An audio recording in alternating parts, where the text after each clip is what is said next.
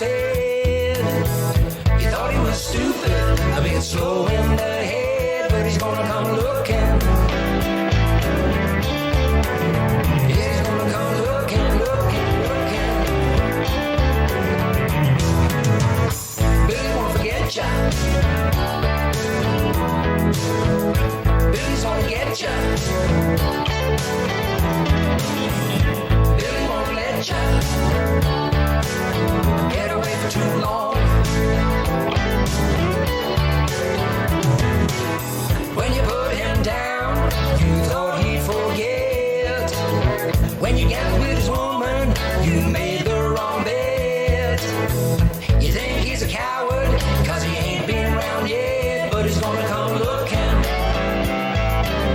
With a knife or a gun, yes, he's gonna come looking, looking, looking. You better get on the move.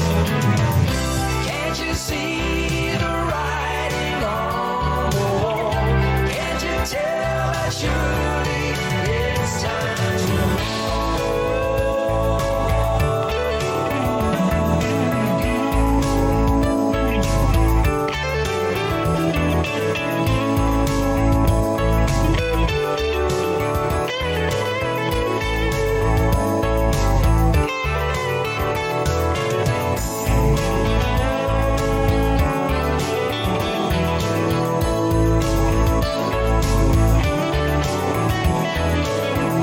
Billy's gone wild, you know he has been misled. You pushed him too far with all the things that you said. And you're gonna find out when he leaves you for dead, cause he's gonna come looking.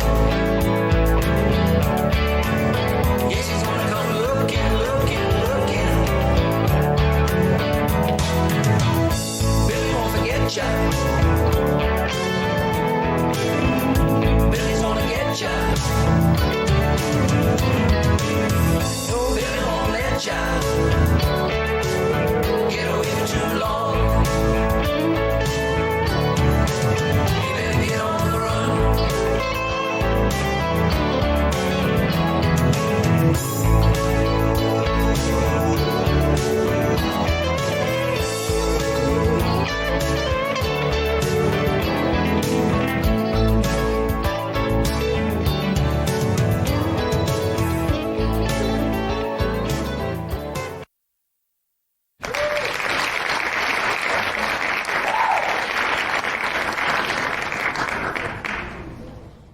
A logical and acceptable explanation.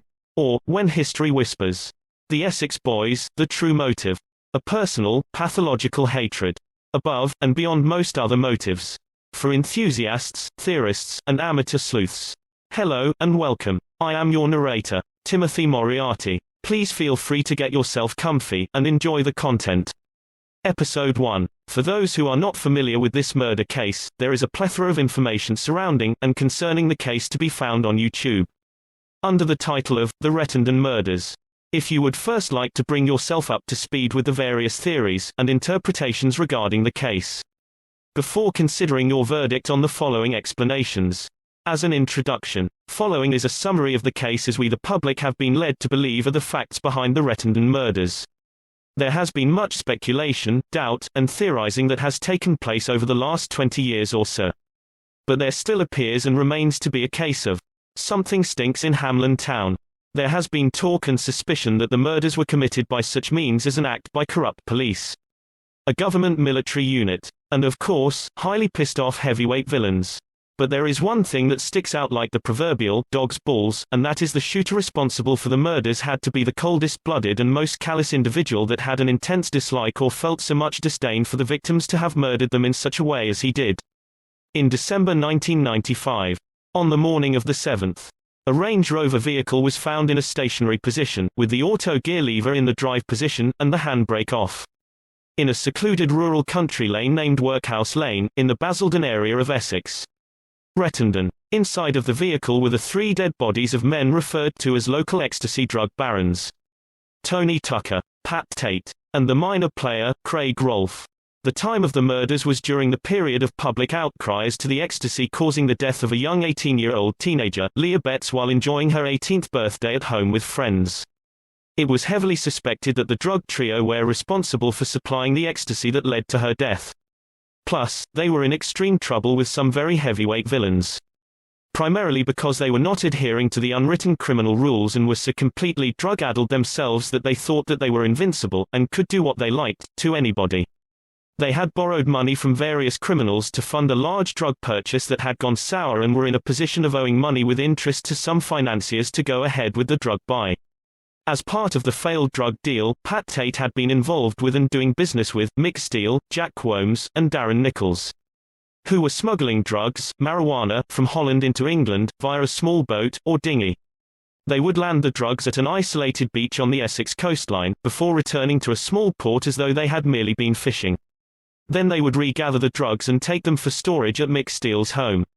One of these consignments was to prove to be a bad batch and was no good for resale. After being in a position of debt to buy the drugs in the first place from some very heavy criminals, the smugglers had been dragged into a mess of trouble because Pat Tate had blamed them for the botched drugs import and insisted that they had the money that was owed to the criminal heavies, pulling them into a nightmare.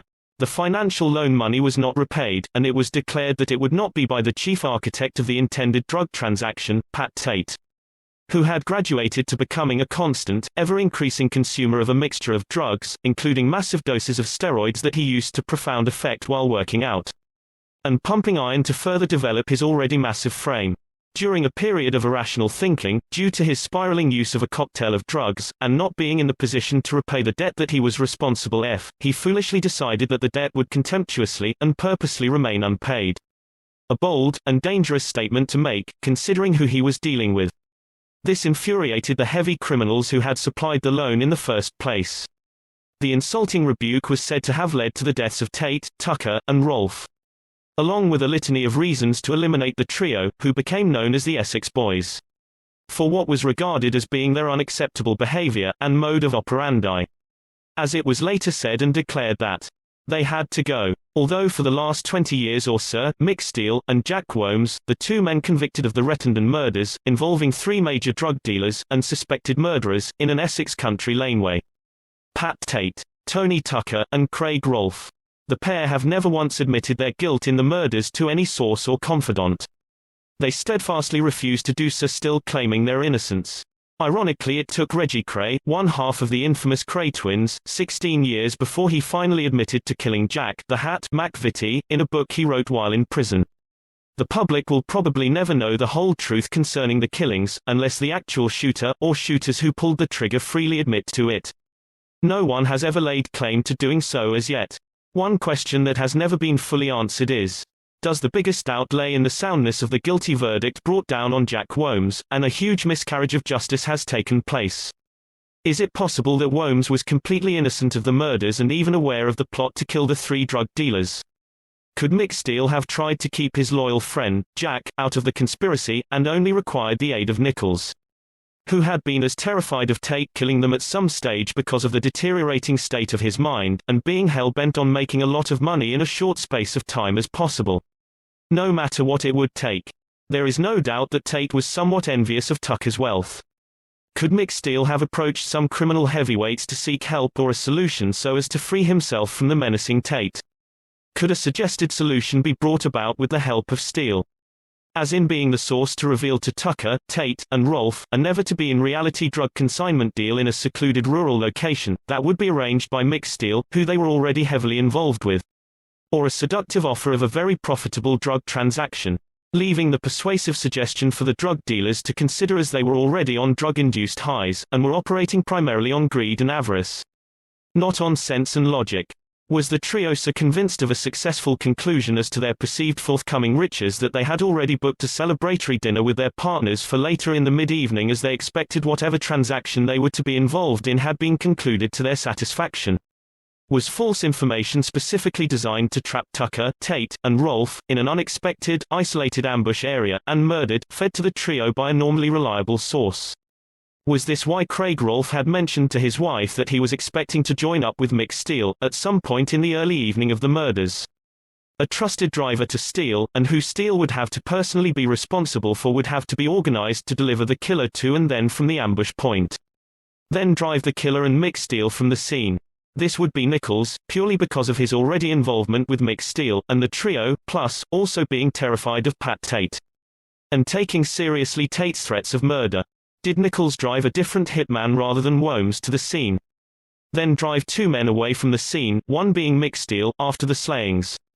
Was Jack Wholmes deliberately duped into attending a broken-down car owned by Nichols at the time, on the suggestion of Steele, so as to try to keep Jack Wholmes out of the frame?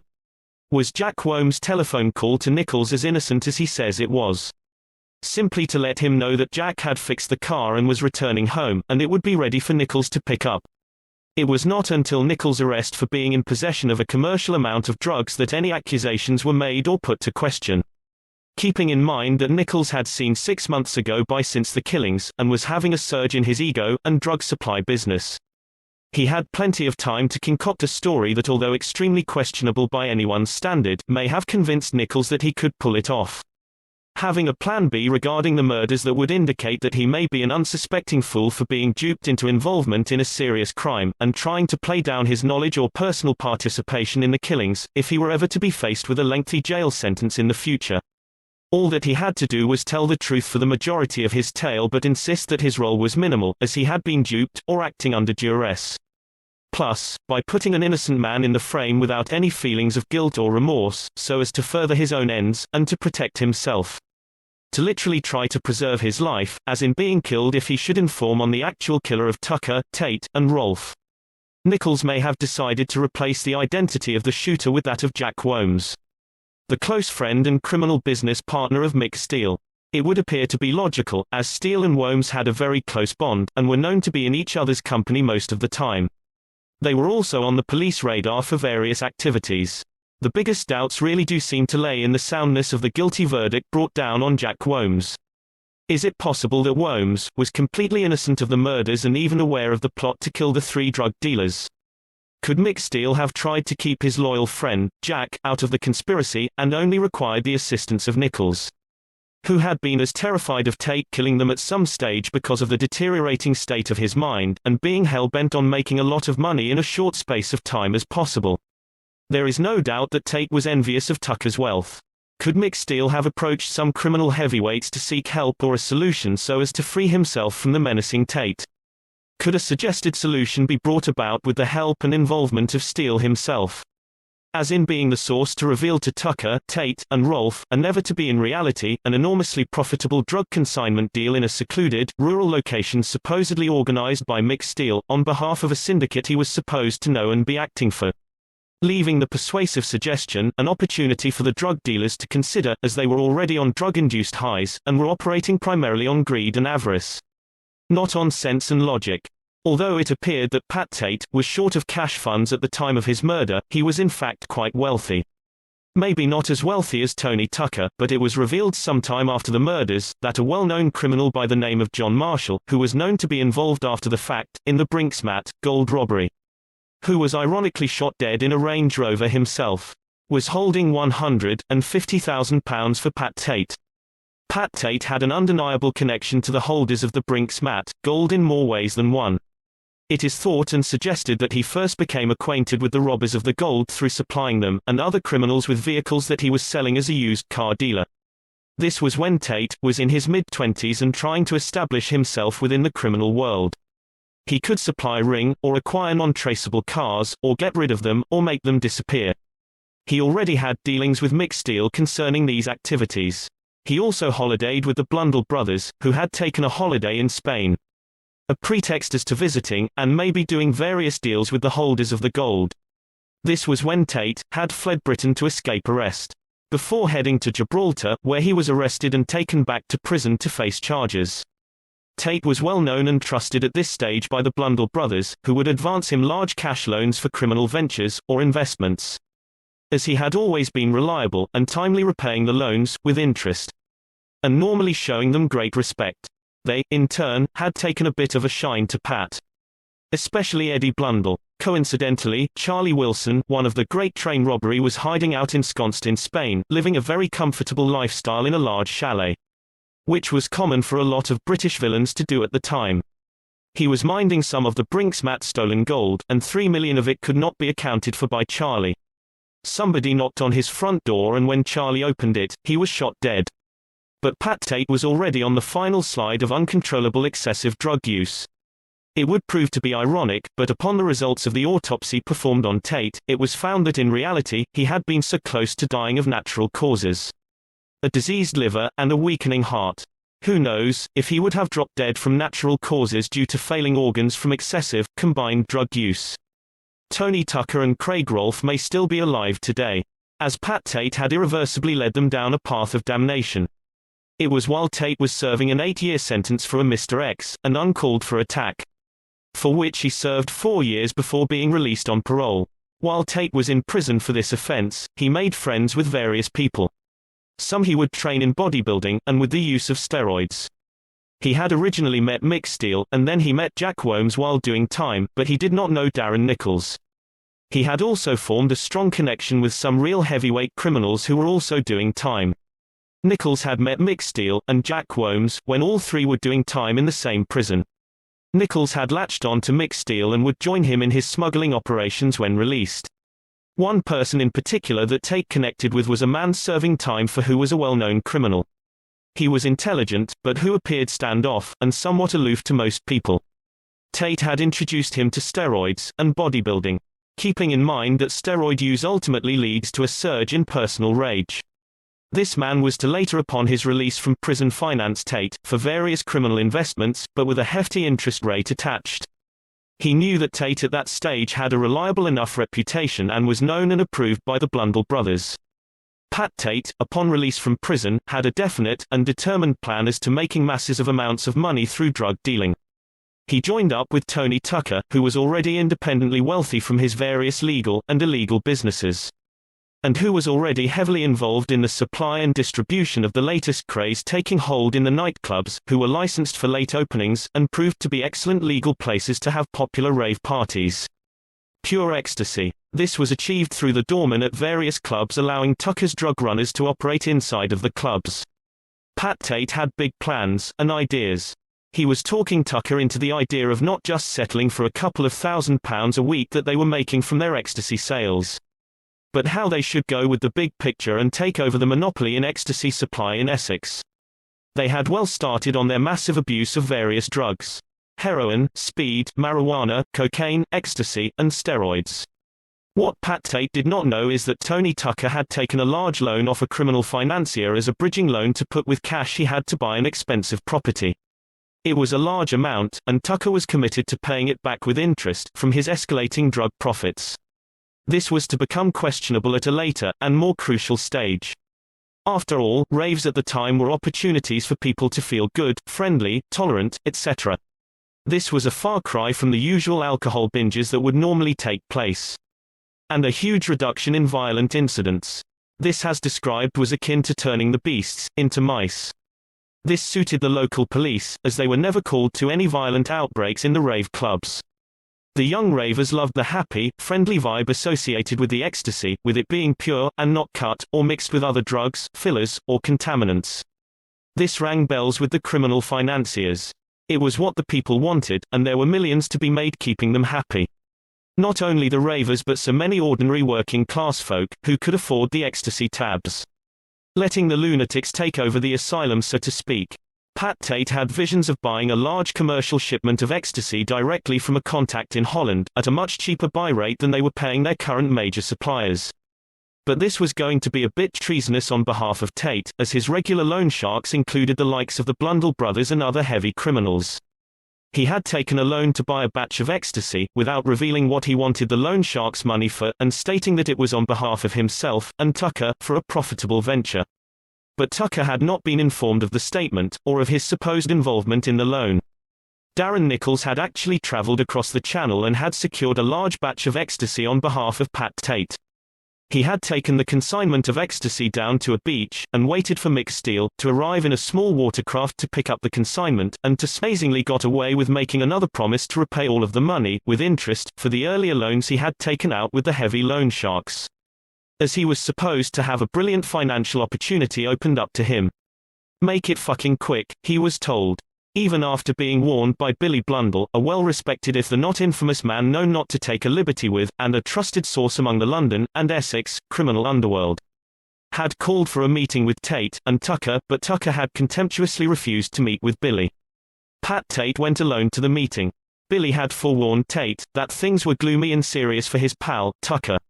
When Billy advised Tate to rein Tucker in, as to his unacceptable actions regarding activities in the Essex area. There was another reason that Tucker did not want to go to the suggested sit-down, that was not known by Tate. This was a real case of concern to Tucker. Billy Blundell had tried to forewarn Pat Tate and made it abundantly clear to Tate that a lot of different people and organizations had had enough of Tucker, for various reasons, and wanted him gone. Tucker had recently purchased an expensive property that he had paid cash for, and this had been playing on Pat Tate's mind. Hundreds of thousands of pounds. Some of this money was owed to criminal financiers, and it should have been paid back by now. Some of this money was money owed to one of the most notorious, unforgiving, and spiteful loan sharks in the country. And that if Tate happened to be with Tucker at a time when someone walked up behind him and put a bullet in the back of Tucker's head, then he, Tate, would suffer the same treatment.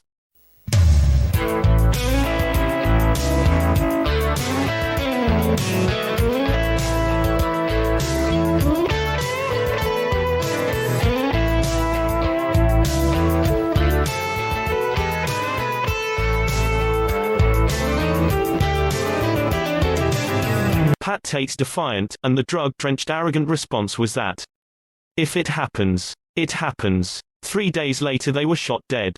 Did Nichols drive a hitman other than Jack Wholmes to the scene? A hitman who was aligned to Billy Blundell, who Billy described as being a serious villain in interviews. Was this known associate of the Blundell brothers? A man who knew the slain men well after being involved in a drugs distribution deal with the doorman at Raquel's nightclub, where Tate and Tucker had cellars for their drugs inside Raquel's, as well as Mr. X, who would often be seen in the nightclub monitoring his drug cellars and organizing resupplies when needed. And Billy Blundell's close associate now also had a seething hatred of Pat Tate.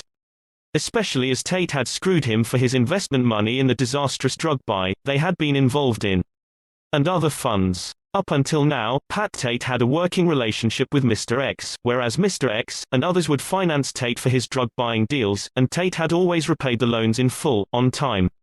But that was when Tate was half reliable.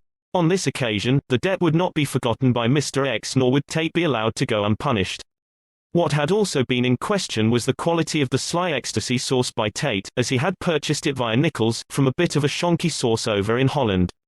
A constant source of drug supply, but not quite as choosy and particular as Mr. X and his suppliers when it came to the guaranteed purity of the product.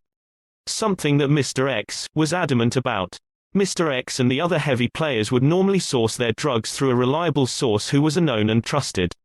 He was a London, East End crook who had very popular and profitable bars in Holland and Belgium.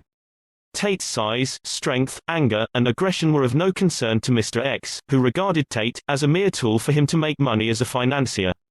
Tate made the mistake of considering himself to be a feared and dangerous somebody in Mr. X's thinking. He would never be in Mr. X's league. Mr. X held Tucker and Tate responsible for bringing such intense heat down upon the criminal elements in Essex and disrupting an awful lot of profitable illegal business ventures. Because of what Mr. X thought regarding the true composition of the ecstasy that was responsible for Leah Betts' tragic reaction. Mr. X had figured that thousands upon thousands of people had consumed his supplies of pure ecstasy without suffering any ill effects, if they stayed with taking 1 or 2 tabs a night, instead of gorging themselves throughout the evening. But Mr. X was also informed enough that some people's chemical makeup simply cannot tolerate ecstasy. After all, the famous brilliantly skilled, but the deceased martial artist, Bruce Lee, died from a natural reaction to a lowly graded painkiller that could be bought over the counter in any drugstore or chemist's shop. But the Leah Betts incident had become the beacon of warning as to the dangerous and deadly effects that taking ecstasy could bring about. A huge campaign had been undertaken meant as a warning to the dangers of ecstasy, so as to warn off and try to dissuade people from consuming it. But what then happened was that it seemed that the younger members of society rejected the warnings and advice, as they just loved ecstasy, or badly wanted to try it. After hearing of its calming and loving effects, making it widely sought after, they seemed to totally reject the possibility that they would die from consuming just 1 tablet. This was the feel-good, a cheap formula for a break from everyday boredom or depression. A case of hard lines, Leah, but it's not going to happen to me. Sort of attitude. Oh, this is as innocent as rock and roll, it's cool. Leah Betts had become a high-profile case. It was suggested that it was because she was the daughter of a respected ex-policeman. He had insisted, asking Leah's friends who were predominantly downstairs at her party, who had supplied the ecstasy that Leah had consumed, as she admitted to her father Paul, before passing out. But nobody was quite sure. When news broke about the condition of Leah Betts, it brought the press in droves trying to court, or curry favor so as to get newsworthy content. The coverage of the Leah Betts incident had everybody's attention, and also a lot of pity. But it caused the availability and purchase of ecstasy to immediately subside on the street and go way underground. If it did not cease for a relatively short period. Tucker and Tate also pulled up on their overall activity at this time, and just about went to ground, hiding their major drug stash. The police stated that they would comb all avenues of inquiry so as to expose and prosecute the people responsible for the ecstasy epidemic that was taking place in the Essex area.